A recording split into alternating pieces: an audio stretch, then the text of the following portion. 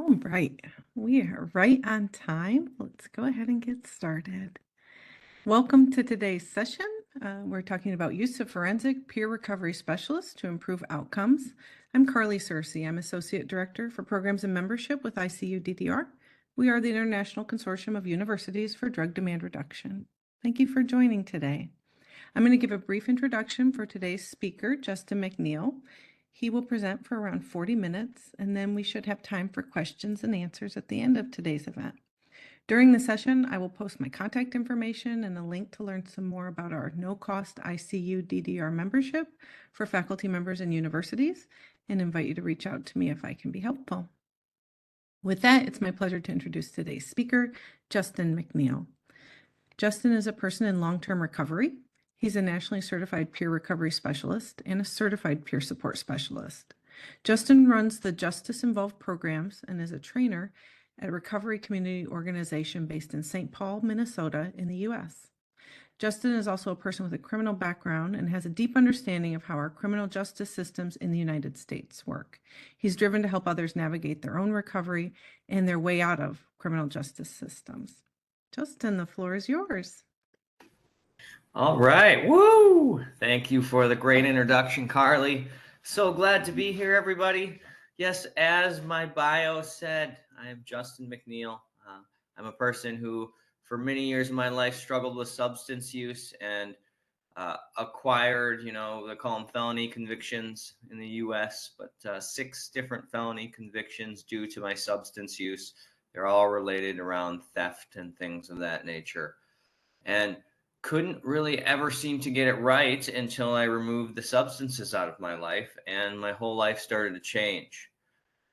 There were many times when I was getting in trouble that I noticed where there was gaps in service, or that maybe I had intentions to do things differently, but what was offered to me while I was incarcerated, or what was offered to me right upon release, was not much at all. And so I would always get out of incarceration and wind up right back where I started, because I had no resources or proper people connecting with me. So a lot of what we're going to talk about today is how we can do that, or how I have found it successful, at least over here in the US. The rest of the world, it's different country by country, so it's hard to say how you tackle some of these things. But I will just talk about what I've seen in my experience, what I've seen work, and programs I've created just because I've wanted to see some gaps get filled. But I'll pull my slides up quick.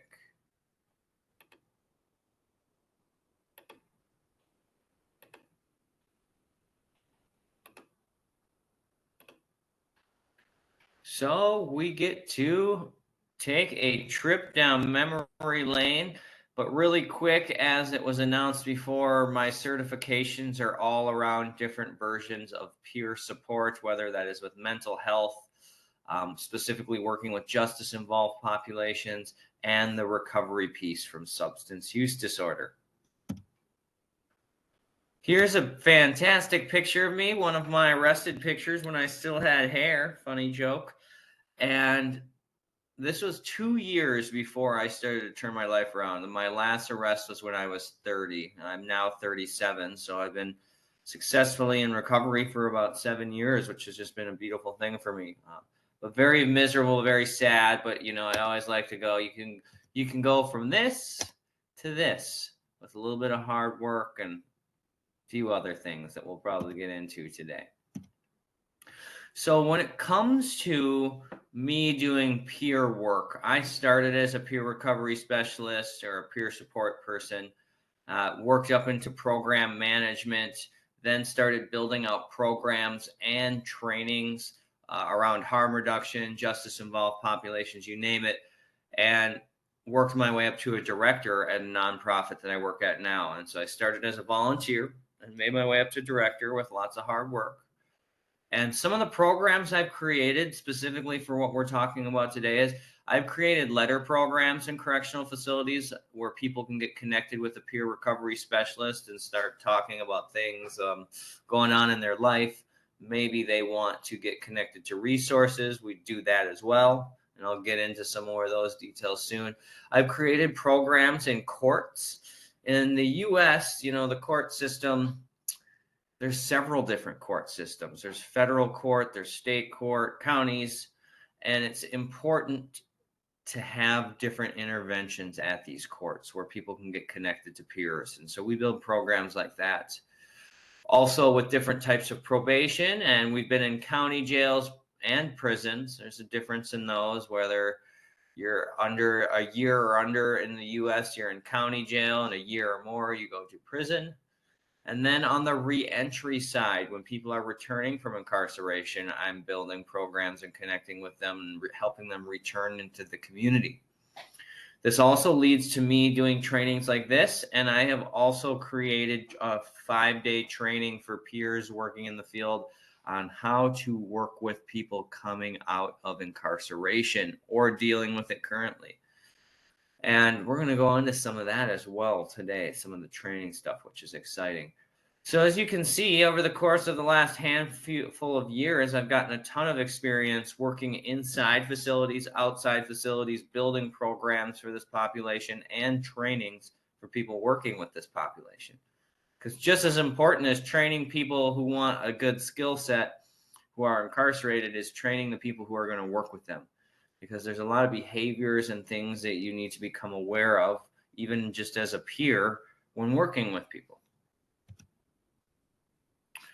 So here's some basic statistics. I'll just breeze through them pretty quick, but nationally, it was really hard for this training. I was trying to find some stuff internationally, but everything is so much broken down by different area, region, nation, country, you name it, that it's hard to track it. And so federal, state, and local governments spend about $74 billion on incarceration, court proceedings, probation, parole, all the things involved for someone who's struggling in the justice system. And less than 1% of that $74 billion, which is about $632 million, is spent on prevention or substance use treatment. And in most states, overdose is the leading cause of death for those coming out of incarceration. So not accidental cause, the leading cause.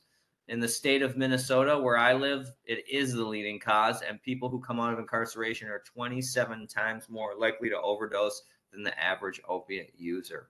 And that is mainly because of tolerance being down, the strength of substances, fentanyl use, things of that nature.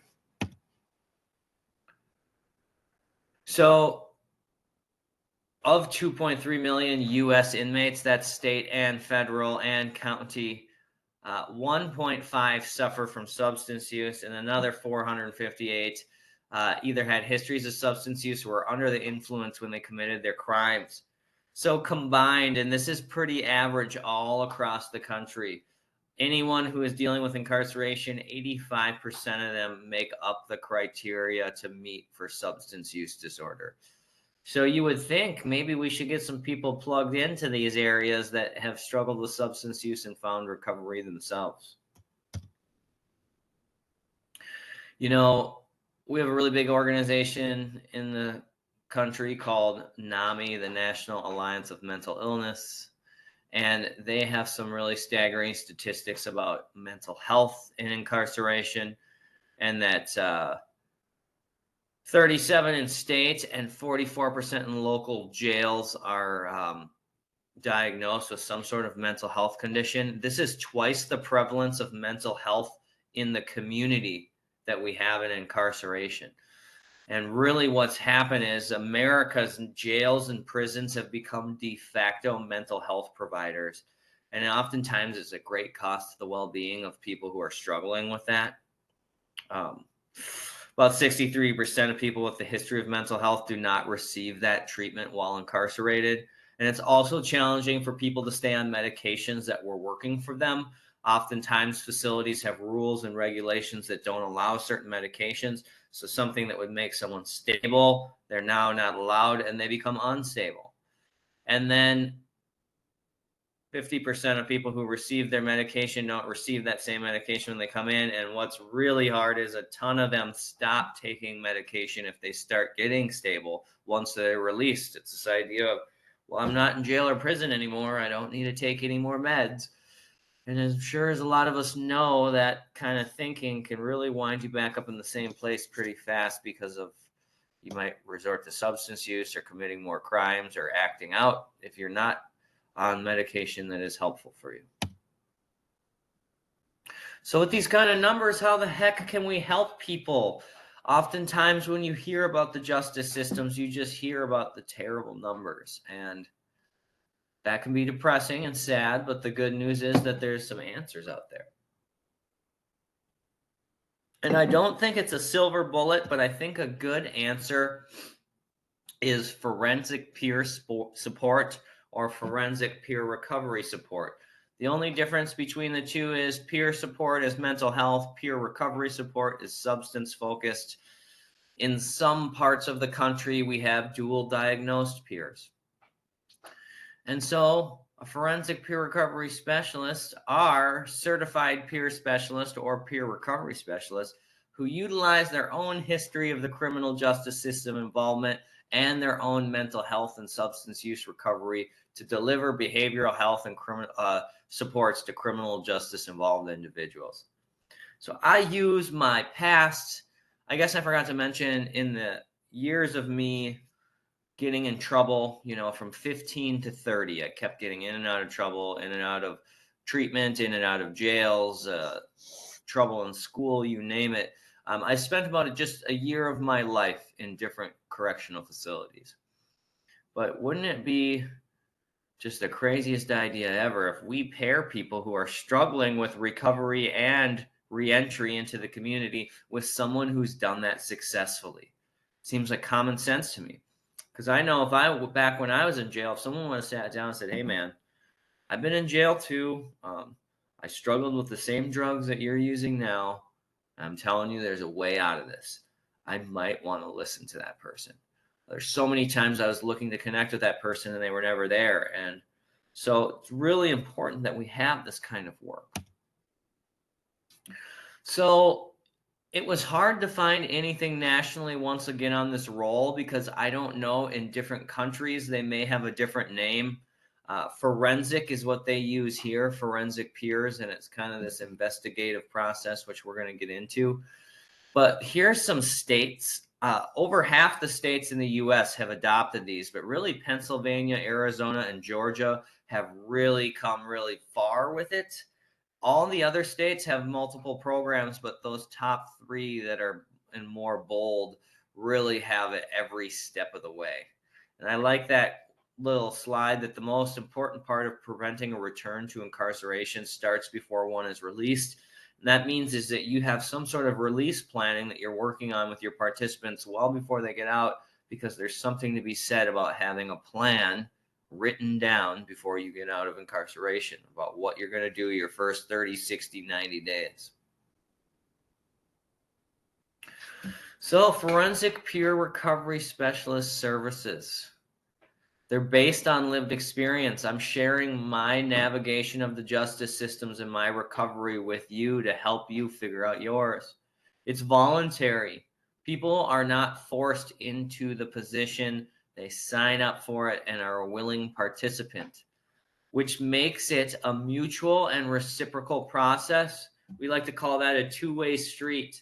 That's the beautiful thing about peer support is I'm going to walk alongside you and help you figure out what you may need, but we're going to do it together. I'm not going to put in all the work for you. You're going to have to make phone calls. You're going to have to take part in your own recovery process. And we focus on strengths. I think we live in a world where it's so easy to talk about what was wrong in the day, what's going bad in our lives, the terrible things that have happened to us. But with peer support, we focus on what is going good.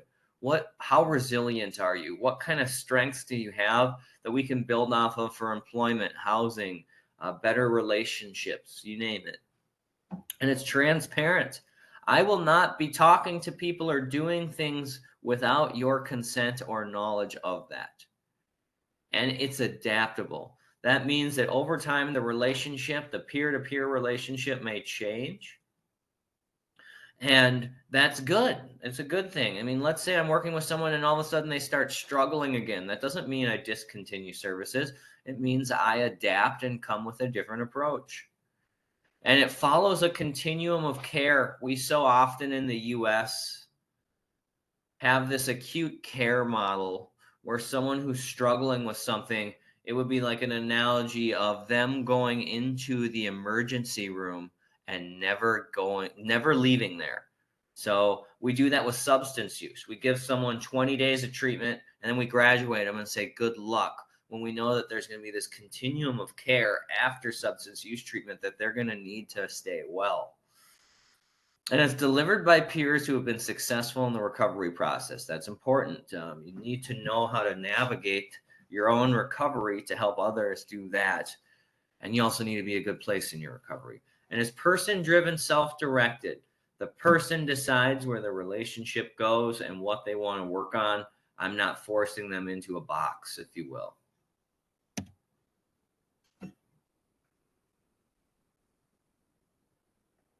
Where I have seen these forensic peers, really some good traits or things we can add to your toolkit, is better communication between correction staff, so people working in a jail or prison, supervising agents, that would be probation or supervision when you get out of prison, and the courts. I have seen a peer being able to step in between the system and the individual and help improve communication, because oftentimes when we deal with the justice systems all around the world, it's adversarial, us against them. You need to prove your innocence, all these other factors. If I can step in and help my participant learn how to communicate with these different entities, it's going to make everyone's lives improve and the relationship get better. We can help advocate little a and big A. Little a would be me advocating for an individual one-to-one. Big A advocacy would be systems change and policy change. But, I've written letters for people and shown up to court dates. I've talked about the work we've done together. I've talked about how I see a change in their life, if that's something I've seen.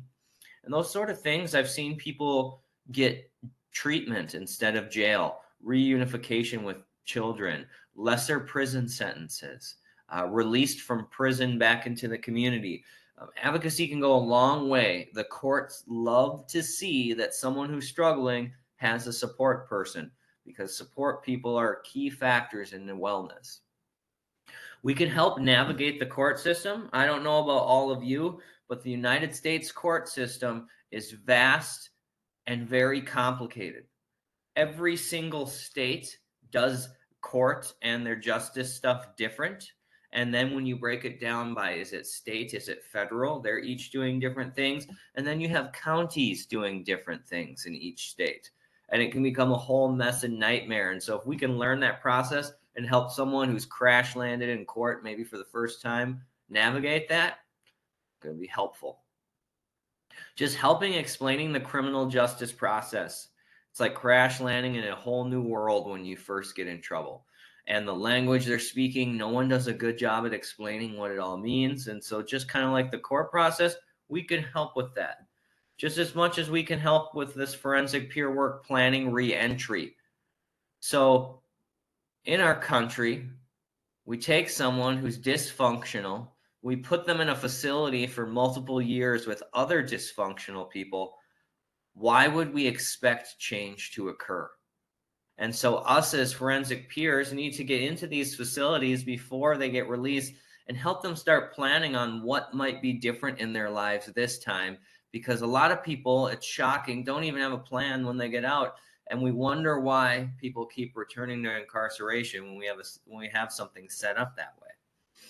A big thing that peer support is resource connection. We know a little bit about everything: housing, employment, support groups, college, university, reunification with your family, getting caught up on different bills, food shelves, clothing support. The list goes on and on. We know a little bit about everything. And we're really good at troubleshooting and problem solving. Justice-involved individuals love to hit the F it button really quick. Life gets hard and they say F it. And so if we can troubleshoot and problem solve, very good. And role modeling.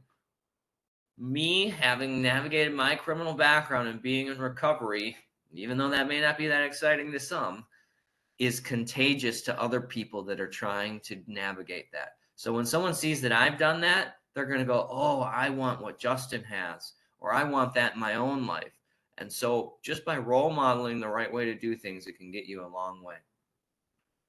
We do different types of community outreach, talking to other organizations, networking with county jails, probation, you name it, trying to let them know about our role and where we're and why we're here. And that's the same with our life experience. Our life experience, that even though I may only have a few, like a month's worth of educational training around peer support, because peer support trainings are short, my life experience trumps all of that. I have a lifetime of dealing with struggles and ups and downs and substance use and criminal backgrounds and navigating my way out of those. That's going to be super beneficial when I walk alongside someone. So one of my good mentors who helped me when I got into this work is the forensic piece of this work is sort of investigative.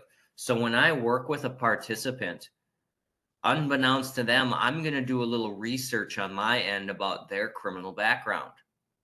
And so many people I've heard say, I don't want to know what someone did. I feel that's going to affect my way to deliver services. And a good quote from my dear friend Rocky, and my mentors: if you're worried about looking up someone's record and that it will affect your ability to deliver peer services, you probably shouldn't be in this type of work. So if you're going to work with known felons and people that have criminal backgrounds of all different sorts of natures, because believe me, I've had people I've worked with that have committed murders, assaults, rapes, all the way down to simple thefts, drug dealing, you name it. But I've worked with every sort of charge. And regardless of how I feel about what that person has done, ultimately you have a person sitting in front of you who's asking you for help. And if you don't give them that help, they're much more likely to return to prison or incarceration or commit another crime. So I'm going to find a way to intervene and help and put my judgment and biases to the side. And so if you're curious, you're on the seminar, you may want to try to get into this work. Keep that in mind. You're going to have to learn about what people did, and you're going to have to keep your opinions out of it. And I guess I'll say like this last thing about the forensic piece is that it kind of is investigative. The reason why I want to know about someone's criminal background is a good example is, let's say I'm working with a guy who has financial crimes. All of a sudden, he starts volunteering at a church, and I find out he's in charge of their financial books all of a sudden. That might be some red flags for me to have a conversation. Or I work with a guy who's constantly beat up girlfriends in the past, and we're working together and things are going well. All of a sudden, he stops being more responsive on our interactions and phone calls, and I find out he's got a new girlfriend he met on the bus that he's trying to move in with less than a week. I might want to ask some questions. And had I not known his history, I might not do that, and it could maybe prevent him from returning to incarceration. Now, what I'm going to talk about really quickly, if any of you want to nerd out on information and like this kind of thing, is the R&R model is used worldwide. This is what a tool, once someone gets wrapped up in the justice systems, that assesses someone's risk, and from their risk level, what sort of needs they may have, such as substance use treatment, anger management, mental health stabilization, what sort of programming an individual may need. And responsivity is taking those needs and putting them into action. Risk assessments look a little different depending on where you live, but they're based off of actuarial data, meaning it was a very long study with thousands and thousands of people over 14 years out of a big prison system in Canada. And they learned that, wow, there is trends and there's things that happen, and that the way people commit crimes and the way they do things and the way they're living their lives has a direct result in some of the reasons they behave the way they do. Now, why responsivity up here is highlighted is that the systems, correctional systems, are very good at telling you your risk. You're a low, medium, high, super high, whatever it may be. And then they're very good at telling you what you need. And most of the time, they completely forget about responsivity. So I'll kind of reiterate that. They're going to tell you you're risky. They're going to tell you you need all this programming, and then you never get your programming. And so we wonder why so many people struggle to get better. And a big part of this is caseloads. In the US, average caseworkers and probation officers, their caseloads are over 100 people a week. How am I supposed to tailor responsivity to an individual when I'm just trying to keep up on both my 2 feet because I'm so busy meeting with people? So when I pitch forensic peer recovery support to different correctional entities, I say, we are going to help you with responsivity. We're going to make sure that the individuals we work with get connected to all the supports and programs they may need to be successful. And so we start to talk the language of the systems, and they love it. Some other things to think about, and this is what blew my mind, because when I started learning about this stuff, I remember seeing it so much in my own life before I got well, when I had criminal thinking. And so they call these, we went back here and we were talking about the risk. When your risk gets assessed, these are different areas that the systems assess your risk on. What's your criminal history? Do you have antisocial associates, cognition, and personality? And then what's your family and marital status? I know that may sound silly, but oftentimes family can be something that's really a blessing or a curse for an individual who's justice involved, where their family could not be bad for them, but family's everything to them. And so they always go back to them and keep getting in trouble. Are you in school or working? Have you ever gotten an education? Now, leisure and recreation, that's a weird thing to assess someone's risk, but the funny thing is, most people who end up in jail and prison don't have too many hobbies. It's all criminal thinking and behavior. And what's your substance abuse look like? And what we talk about in my training when we teach about this stuff is looking at these, which ones are static or dynamic, meaning which ones can change and which ones can't change. And looking at that list, you can't change your criminal history, and then family and marital status. You might not be able to change that. You can choose not to participate with your family, but they're always going to be there. But besides that, almost every one of the other one of those there's an ability to change them or improve them. So the good thing about the big central 8 risk factors that they use is most of them can improve if an individual is working on them. So us as forensic peers help people focus on different areas in these risk levels. But this is really where I kind of nerded out when I learned about this stuff. So when people get involved in lengthy stints of criminal activity, you develop criminal thinking patterns. Isn't that funny? And they are more hard to break than substance use disorders. They can go on for many, many years. There's going to be ups and downs. There's going to be lapses or relapses in thinking.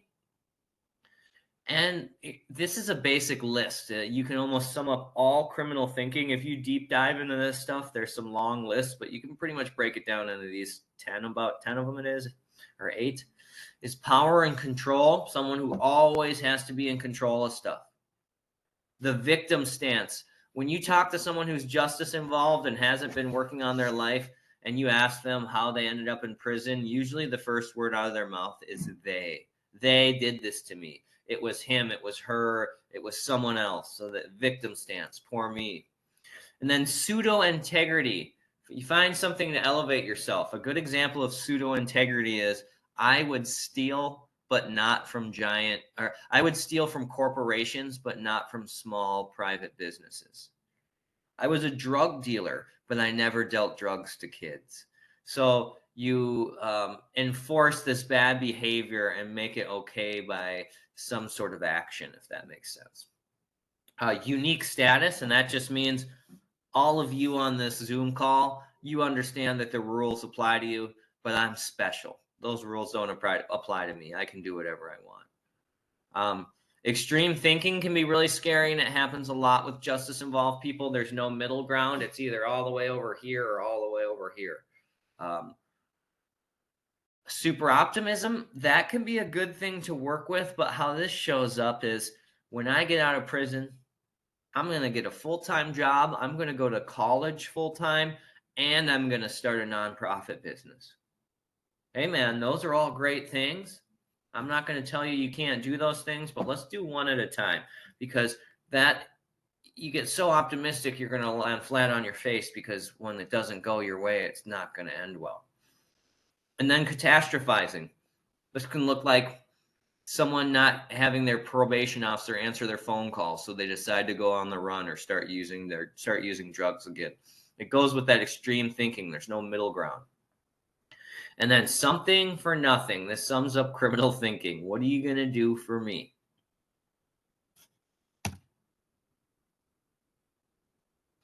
And so this, each person has a set of predictors or needs. This allows time and effort to be targeted to the individual's needs rather than assigning programming for the sake of programming.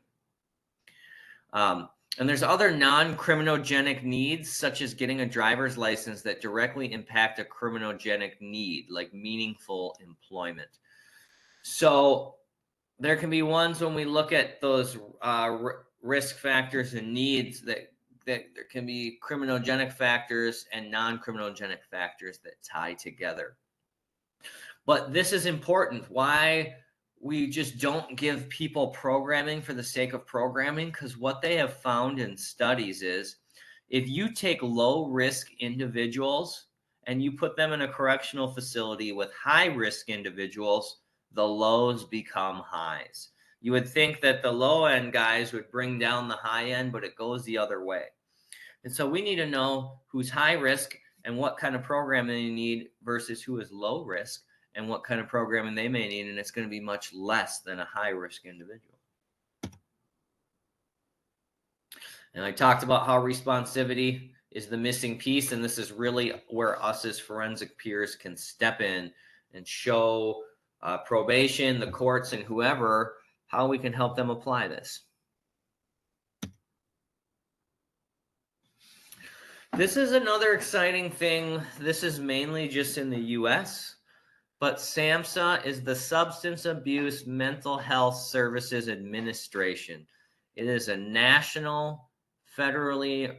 federal national organization that all of the really good studies and data around mental health and substance use come out of. They also do a ton of grants and funding for different organizations across the country. But they noticed that, all these forensic peer workers were popping up, and they noticed that people with mental health and substance use kept getting involved in the justice systems. And so they found a way to track it called the sequential intercept model. And it just details how an individual first gets involved in the justice system and how it ultimately ends for them. And the idea is if we can pinpoint where someone is in this sequential intercept model, we might be able to stop further involvement in the justice system.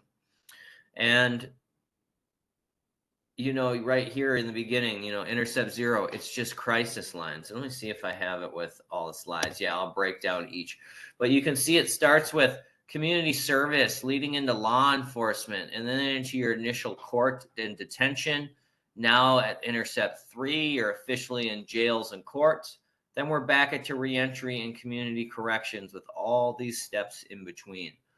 And so pretty much what they're saying is you pinpoint it and you can find some sort of programming for an individual. Maybe they won't further along, because when I look at my justice involvement, at first it was treatment centers, kind of brush-ins with the law, which started to lead into detentions, then longer and longer detentions. And it was just this huge repeating circle until I was able to break that cycle. But intercept 0, it involves opportunities to divert people into local crisis services. You don't need to take people to jail if they're struggling in a mental health or substance use situation, and that police can be trained in how to effectively divert people into crisis lines and to crisis residence or different types of treatment. With Intercept 1, involved diversion. So law enforcement and other service providers who respond to people with mental health and substance use disorder will allow people to go to treatment instead of going to jail. So they may catch you with some drugs, or you may have broken the law under the influence. They say, you know what? We have this cool program. We're going to connect you with peer support and some other type of substance use treatment instead of even writing you a ticket. And oftentimes people will get several chances before they actually ever get a citation. Now with Intercept 2, involves diversion, the community-based treatment by jail clinicians, social workers, or court officials during jail intake, booking, or initial hearing. So some things that you've seen with Intercept 2 is you are now officially have been arrested or maybe going through the court process. This is where you start to see specialty courts like treatment court, drug court, DWI court, mental health courts. You even have peer support people at the court hearings helping people understand what is going on with their life. And then sometimes people are even getting released from jail or prison to different types of treatment as long as they stay at that treatment center and don't abscond. Very similar with Intercept 3, you are now officially in jail and prison and you are not getting out. And Intercept 3 is about programming that will be available to you while you are incarcerated, meaning substance use treatment, mental health medications and services, anger management, college education, parenting skills. The list goes on and on. Because the idea should be that if you have done some things and have shown society that you should not be out in it for a while you're incarcerated, we should be teaching you some good skills so that you can use them once you get out to not return. And unfortunately, that only happens sometimes. And then so on the reentry side, this involves all the services that are going to be available to you right before you get out and once you get out. Peer support is a huge part of this. If I can get into that facility prior to you getting out and start working with you, we have a good chance at making sure you get into the community successfully. And so there's a ton of different services that can happen, but the reentry services are huge. And just as important, the last intercept is having good community-based probation officers and supervising agents. Me as a peer support person, I can step in between and help smooth that relationship out. But ideally, if we have better trained supervising agents that deliver person-centered care, we're going to be heading in the right direction and helping people. Because oftentimes it's very adversarial, button heads, and it's not the prettiest. Okay, and here is one other fun thing we talk about as well when we work with people. So all the behaviors and things that happen with substance use can be really hard to break and really hard to stay in recovery. But how I mentioned before, how hard criminal thinking is to break.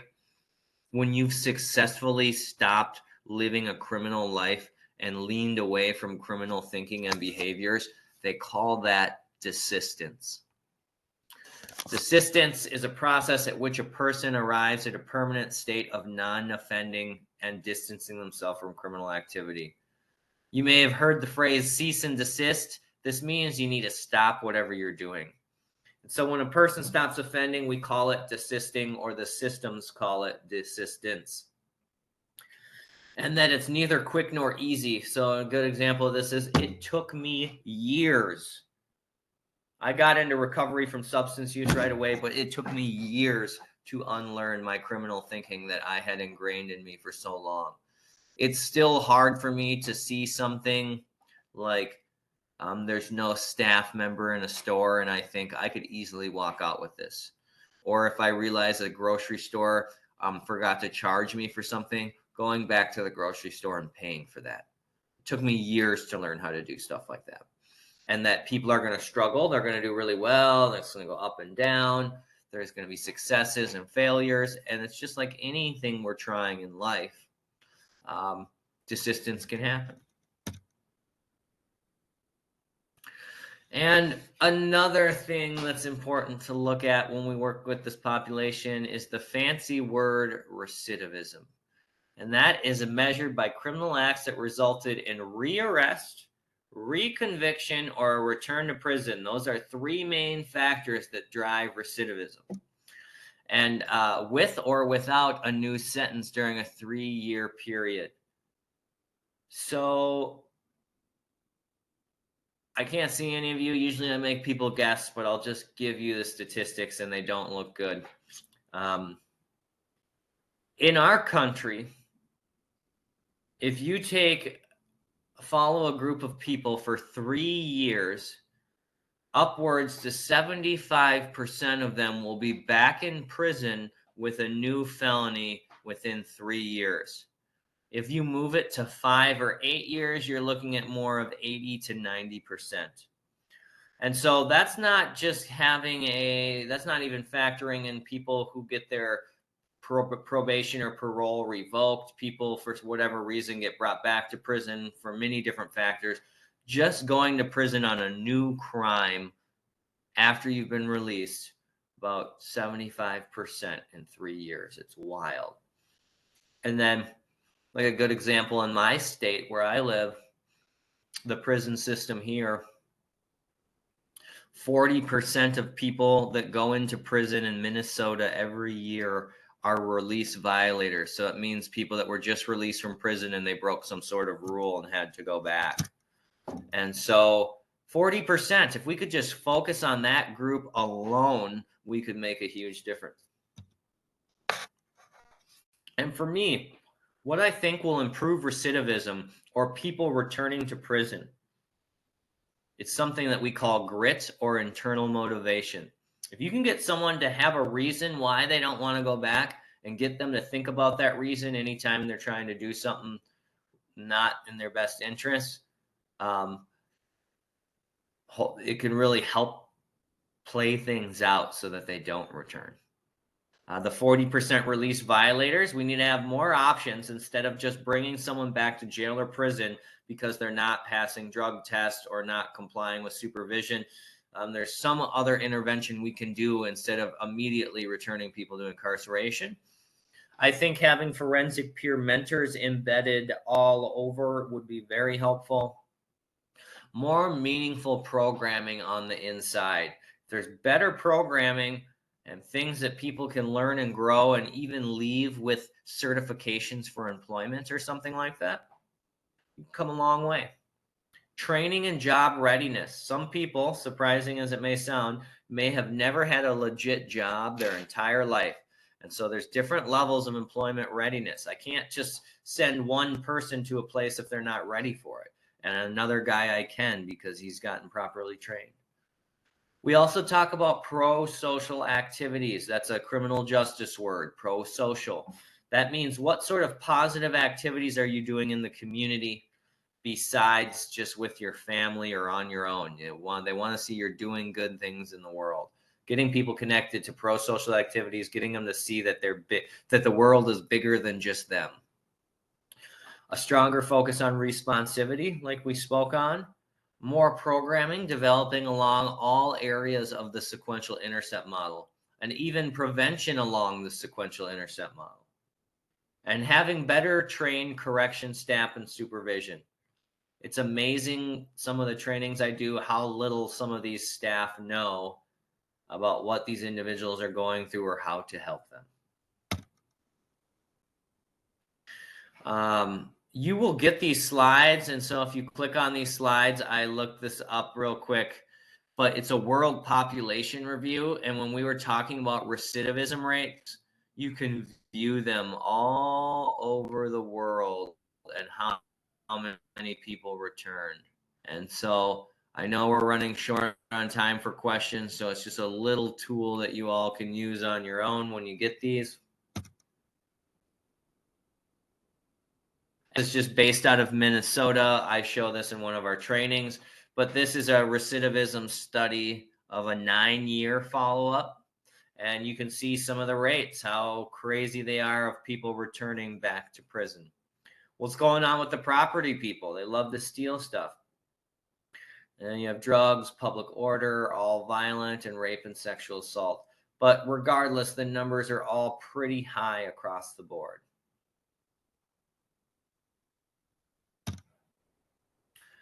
Okay. Everybody, we made it through the slides. I know it's very early for you today, Justin, and I see you have some clapping. I just, as we turn over to Q&A, first of all, thank you for the excellent information, for sharing your personal experience. And thank you for the work you've chosen to do and share with us today. Our Q&A is going to be led by my knowledgeable colleague at ICU DDR, Verna Felipe, and Verna's been watching our chat during the presentation. Verna, do you have some questions? Yeah, well, again, I echo Justin, thank you very much for your presentation and for sharing your story. It was really great. And for the audience, if you guys have questions, feel free to put it in the chat box and we'll relay it to Justin. But my first question though was something to do with, I love the examples of criminal thinking patterns that you have provided, because I think that it's cross-cultural, like all of us can relate to it. But as a forensic peer recovery support, do you guys get trained on how to address this, or it's just like more on an innate experiential sort of thing? Yes, we do train how to address it. And it's one of those things where if you work with someone, you don't say, oh, I see power and control.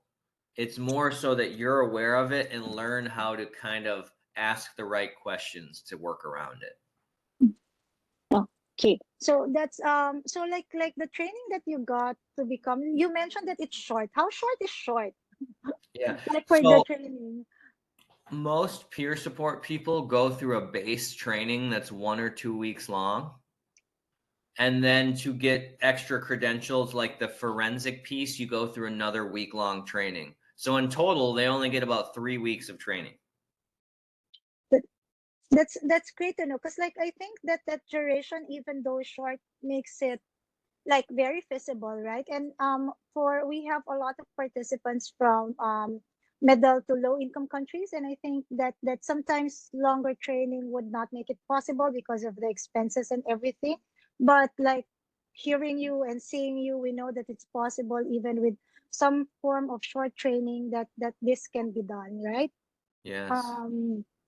And then you also mentioned, if I may ask, about how did you mentioned about the intercept one, in which there's coordination with police officers, and you also mentioned how challenging it could be because the relationship between those people with history of criminal justice involvement and police officers are not necessarily great. So how do you guys get to convince them? Like, what are the steps that you took so that we have this open-minded, if like would be the best term, like, or very caring police officers to assess those people so that they don't get back in the system? Well, I think a lot of it is like two parts. It's when you work with people, is teaching them how to self-regulate. That's very important because usually people who are justice involved go from here all the way up to here really fast. And so teaching them to control their anger is a huge thing, but then also working with probation officers or corrections officers and letting them know your role. And I think creating positive relationships, saying, hey, I'm here to help you make your job easier. And they seem to like that. Oh, that's great. So that's one of the things. But so I'm from the Philippines, and you know how challenging it is, because in our country it's like so everything that's related to drug use is actually anchored in criminal justice system, and we do try to involve police officer because it like the mind shift, like it's kind of huge, like when you actually teach them, like, because you can't blame them from their perspectives, right? We all have we're coming from different perspectives, and trying to see things in some sort of a good way makes it possible, and like you are the living proof of it. There's another question from I think this is from Dr. Roger, like how long did it take you to become comfortable in your role as a peer forensic recovery support staff? To become what in the role? Comfortable in your role. So how long before you Oh, get like really like sort of settled that this is my life yeah. mission? I think it took me about 6 months, because what I didn't realize was how hard it was going to be for myself to go back into jails and work with people that are really hurting. Because it brings up your own stuff. It brings up when I was in jail or when I got in trouble. And so about 6 months where I stopped getting nervous. Okay. So it's like more of your like personal experiences that sort of that you have to deal with aside from helping other people.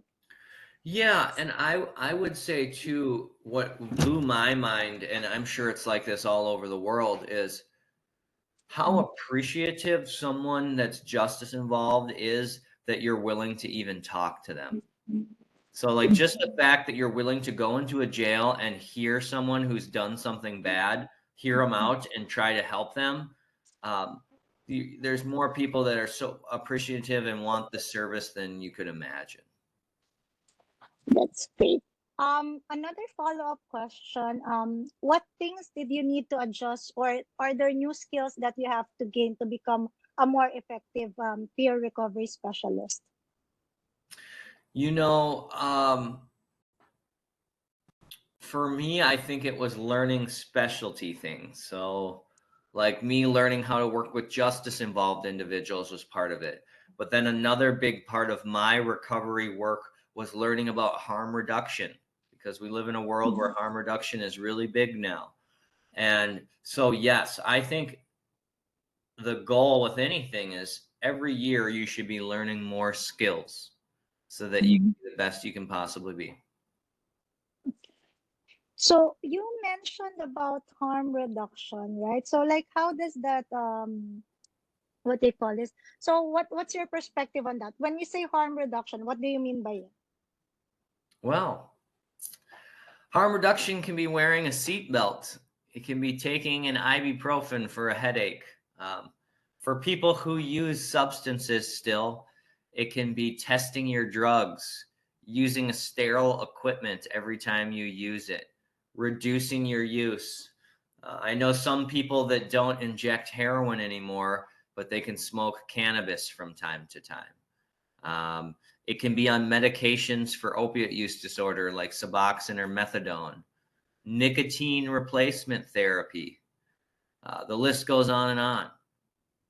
And I like the seatbelt analogy. Oops, sorry for interrupting. oh no, it's okay. And it's just that idea that if someone comes up to me and says, I want some things to improve in my life, but I'm not ready to stop using drugs, I can say, great, let's find something to work on, instead of saying, well, I'm not going to help you until you stop using, because that's not going to help anyone.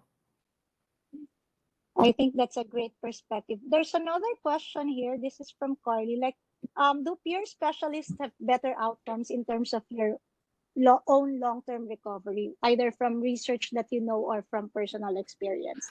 Do they say the Do last you part guys of the do you guys have better outcomes in terms of your recovery? Or like does your line of work really help your personal journey to recovery? I'd say for me it does, but I've seen a lot of coaches where it hasn't.